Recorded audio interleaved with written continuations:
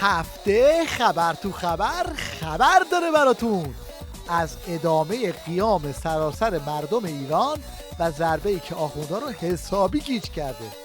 از یه طرف میگن هیچی نبود و تموم شد، از یه طرف مدام آه و ناله میکنن و بلوایی به پا کردن که در این مدتی که از انقلاب میگذره گرچه به نظر بعضیا کوچک آمد و همین جور هم بود، یعنی چون به سرعت خنثی شد، ولکن زیرساخت‌ها و پیچیدگی‌هایی داشت.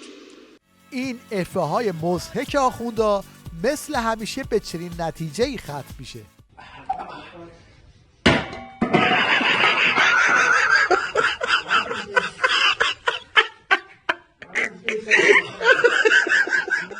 این پاسدار نم کشیدن به صحنه اومد تا چهره درب و داغون عظما رو یه جورایی بزک کنه، اما نتیجه بدتر شد. پس شما میگید حضور ورود رهبری باعث شد که این قضیه شکل نگیره؟ حقیقتا من که معتقدم این حتی باید از زمره مواردی به حساب بیاریم که عنایات خداوندی دخالت کرده. یعنی این حکم، این بیانی که ایشون داشتن بیانی نبود که بگیم چند روز بر سرش داشتن این طرف و اون طرف بحث و مشورت میکردن.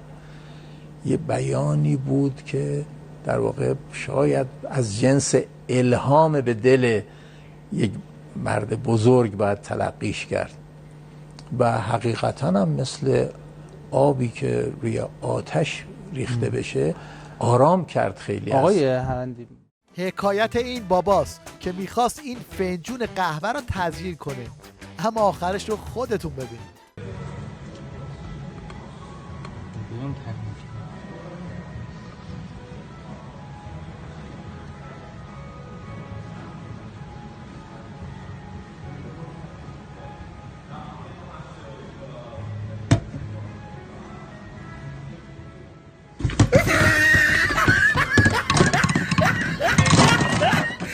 بعدم برای که صورت عظما رو با سیلی سرخ نگه دارن به فکر ترتیب دادن سیرک ساندیس خورا افتادن که از توش چنین عکسایی بیرون اومد.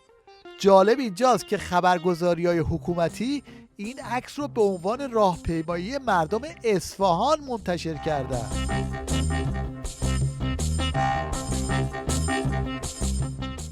بعدم از اونجایی که این سیرکای ولایی خیلی خودجوش بود، از توش این مصاحبه های خیلی خودجوش بیرون اومد.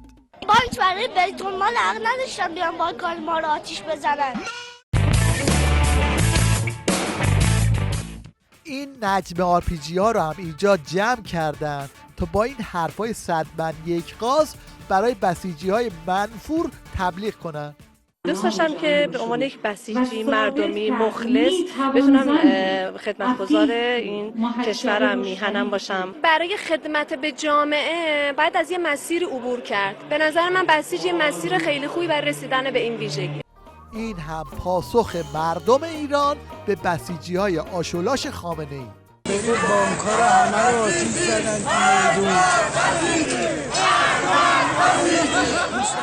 اما حالا بشنوید از دروغ درمانی ها و فیگورهای مسخره آخوندا برای جلوگیری از ریزش بسیجی ها.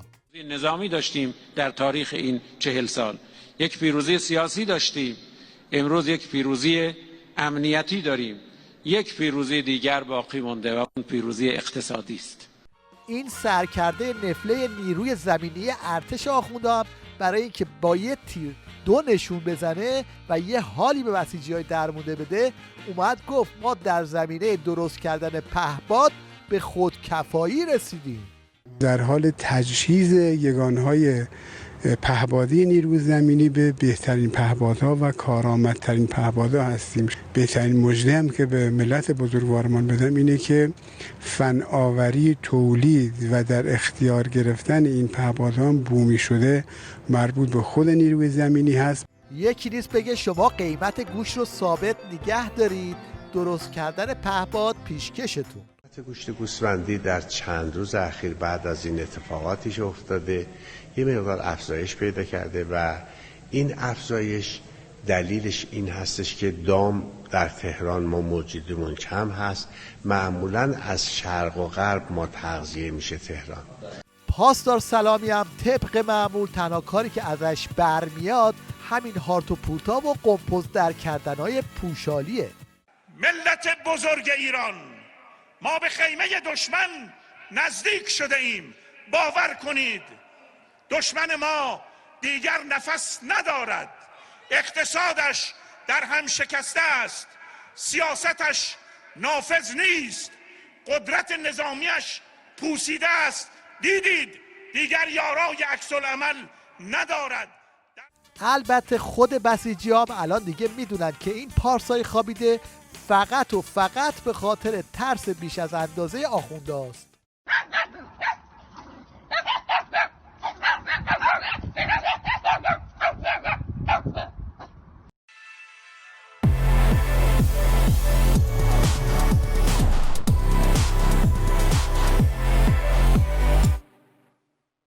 این اقتصاددان مشنگ ولایت مدارم با پررویی تمام به صحنه اومده و میگه گرون شدن بنزین به نفع فقراست. من فکر میکنم این افزایش قیمت بنزین از 1000 به 3000 برای قیمت آزادش و 1000 تا 1500 مثل هر سیاست دیگه یه برنده داره یه بازنده داره. برنده کیا هستن؟ کسایی که قبلا ماشین نداشتن، پول بنزین نمیدادن، خیلی سفر نمیرفتن، ویلا ندارن، جابجا نمیشه، اصلا تو فقر شدیدن، خب اینا گرفتارن. اینا یه پول دستشون میاد، اینا برنده های این داستان هستن. بازنده های که هستن اینا که اتکای شدیدی به جابجایی دارن. اما ببینید وضع چقدر خرابه که به رغم حمایت عظما از گرون شدن بنزین بازم اعضای استبل ولایت از عقب نشینی در این زمینه حرف میزنن و از ترس ادامه قیام میگن باید بنزین رو ارزون کرد. اینا همه آسیب‌های جدیه که به این بخشا خورده شد. من اعتقادم که باز میشه، علیرغم اینکه خب مقام معظم رهبری هم از آبروی خودش خرج کرد، از رؤسای قوا و مسبباشون حمایت کرد، ولی در انتها ایشون فرمودن که کارشناسی بکنید.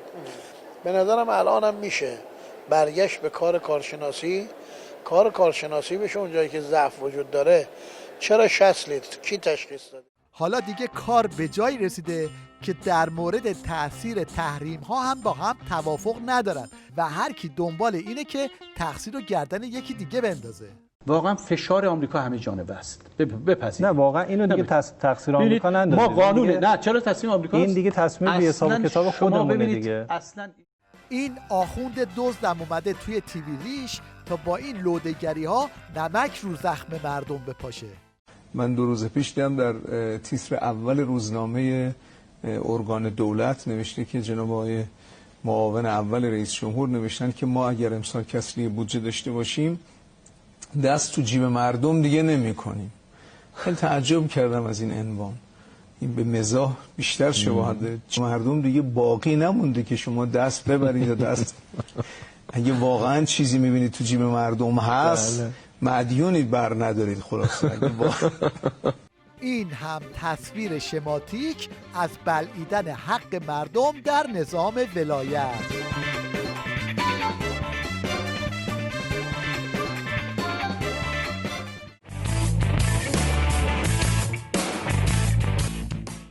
مشنگستان این هفته رو با نمایش مسخره این پاسدار سبز علی رضایی آغاز میکنیم که ببینید برای در بردن خودش و باقی دوستهای حکومتی چه فیلمی بازی میکنه.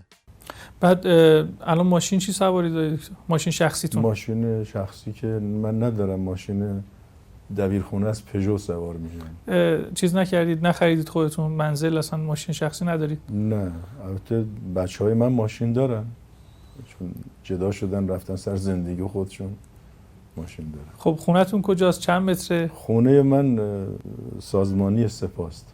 یعنی همچنان خونه سازمانی هستید دیگه؟ بله، هنوز توفیق پیدا نکردیم خونه تهیه کنه. مثلا به لحاظ اقتصادی نتونستین خونه تهیه کنید یا چجوری بوده؟ نه، من تا چند سال پیش حقیقتش این بود که به فرماندهان سپاه هم گفته بودم تا آخرین پاسداری که بدون خونه است من خونه دار نمیشم. حتما به خاطر دارید که شیخ بری یه زمانی با شیادی تمام درباره فیلترینگ اینطوری گفته بود: فضای ارتباط مردم با جهان حفظ خواهد شد. ما دنبال فیلتر کردن شبکه‌های اجتماعی نخواهیم بود. اینجا وزیر ماست به مردم قول میده دستش روی دکمه فیلترینگ نخواهد رفت. اما وقتی سنبه پرزور شد، همین شیخ فرید دستور قطع اینترنت رو صادر کرد و بعد هم وزیر اطلاعاتیش رو فرستاد تو صحنه تا با این ننه من قریبم بازی‌ها و دادن صدقه 1 گیگایی قطعی اینترنت رو ماسمالی کنه. مسئولیت خطیر حفظ آرامش و امنیت در کشور با مراجع عالی امنیتیه و تصمیم ایجاد محدودیت در اینترنت در ابتدای ناآرامی‌ها به خاطر حفظ آرامش جامعه و مردم اتخاذ شد و به اپراتورها ابلاغ شد. همچنین برای تکریم شما یک بسته اینترنتی 1 گیگابایت به همه مشترکین تلفن همراه از سوی اپراتورها اعطا میشه. اما از این حرفا که بگذریم، یکی از نتایج قیام مردم ایران بالا گرفتن جنگ گرگ‌ها در نظام ولایته. از این آخوند پهنیان که زد به تیپ و تاپ باند شیخ بری. آقا جون بیانیه گام دومو که به ما نباید بگی، به جوونا نباید بگی، به این مسئولین بگی. آقا به مسئولین گفت، ناامید شد اومد به شما گفت. به همین سادگی.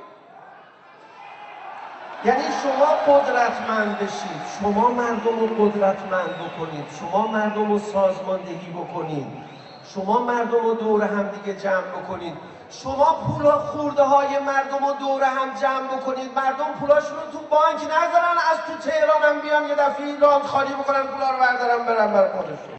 تا بزبز قندی که اینجوری با شیخ بری تصفیه حساب کرد. آقا ولایت فقیه از اساس مشکل داره، خیلی خوب مشکل داره. ما ان بعد از دوره شما این مشکل رو حل، مثلا ولایت فقیه میخوام بزنیم کنار. ولی بعد دوره شما. چون شما با این قانون اساسی اومدید جواب بده. امام اصلا آیا در قضیه آقای منتظری یا قطعنامه باید بررسی کنیم؟ نظرها مختلفه. خیلی خوب بررسی میکنیم. اینا همه رو بررسی میکنیم. نظر شما هر چی از همون درسته. اصلا شما چیه نظرت؟ اینه درست. جواب بده. اینجا چیکار کردی آقا؟ بعد یادتون باشه اینا از مسئولیت‌ها که میرن کنار دیگه یک کلام از اینا، نه کتاب نه مقاله نه تحلیل تو بحث‌های علمی نمیبینی، چون که قبلش هم نبوده. همین موقع‌ها یه مرتبه همه متفکر و نظریه پرداز و اندیشمند و اینا میشن برای که او سوالای اصلی رو جواب ندن. و تا این پاسدار عباسی که اینجوری شیخ بری رو تهدید کرد. بازرگان کجاست؟ خاتمی کجاست؟ اونایی که کنار استخر نمیدونم چی شدن اونا کجان؟ این دوستانم 2 روز دیگه اونجان. خیلی حالا ما بگیم نه دیگه الان در مصادر حکومت بعضیا هستن نباید بذاریم حرف زده بشه. این حرف را میزنیم در مکان مقدس مسجد.